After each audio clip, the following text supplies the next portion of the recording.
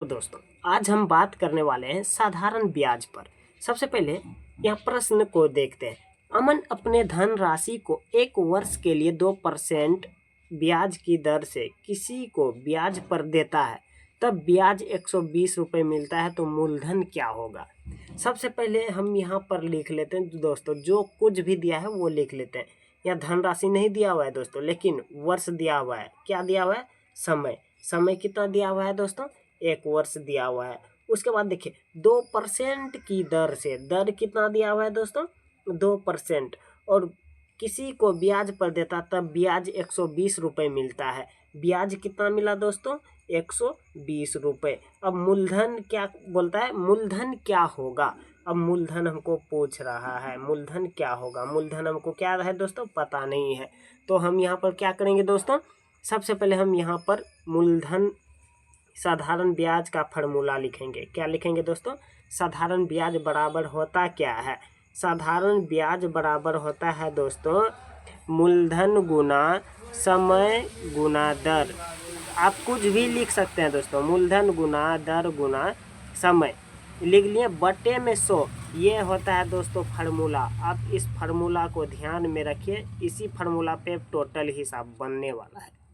क्या दिया हुआ है दोस्तों? साधारण ब्याज बराबर मूलधन गुना दर गुना समय बटे 100। यहाँ पर देखिए दोस्तों, साधारण ब्याज क्या दिया हुआ है?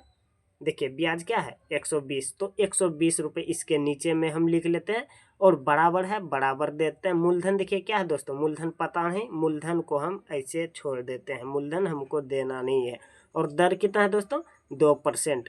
2 लिख देते हैं, 2% गुना समय क्या है दोस्तों? 1 वर्ष, 1 लिख दिए, बटे में क्या देंगे दोस्तों?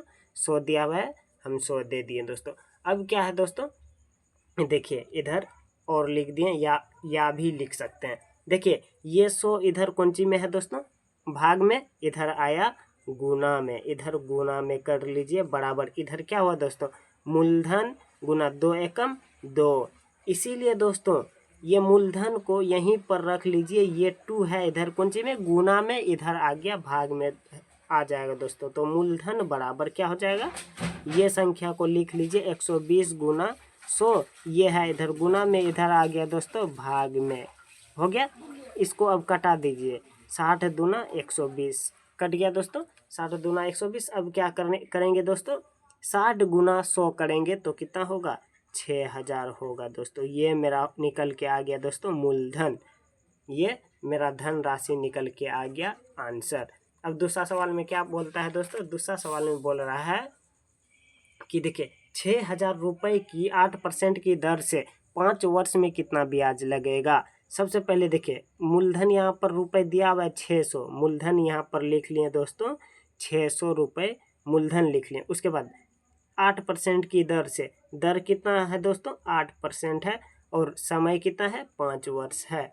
तो हम लिख लिए 5 वर्ष समय। अब क्या करेंगे दोस्तों?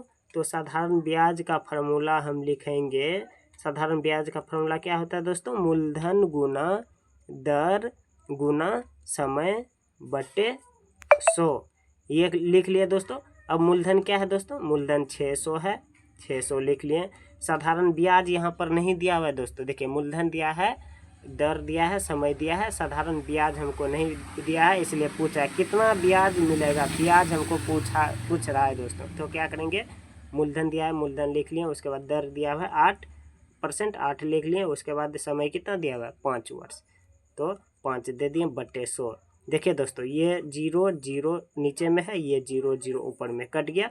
अब देखिए गुना कीजिए दोस्तों, यहाँ क्या बचा? 6 गुना 8 गुना 5, ये बच गया दोस्तों। अब क्या करेंगे? 8 पंचे 40, 40 गुना 6 240 होता है। ये हो गया मेरा दोस्तों साधारण ब्याज। ये रहा आंसर। इसी तरह और इसमें कठिन कठिन सब सवाल है दोस्तों। अगर ये ट्रिक मेरा आपको अच्छा लगा होगा, ये समझाने का ट्रिक, तो आप कमेंट कीजिएगा। अगला वीडियो में डिफ़िकल्ट वाला आपके लिए लेकर ज़रूर आएंगे। और एक लाइक ज़रूर कर दीजिएगा, और चैनल को सब्सक्राइब करके रखिएगा दोस्तों, ताकि मेरा हर आने वाले वीडियो का नोटिफिकेशन आप तक जा सके। चलिए दोस्तों आते हैं नेक्स्ट वीडियो में।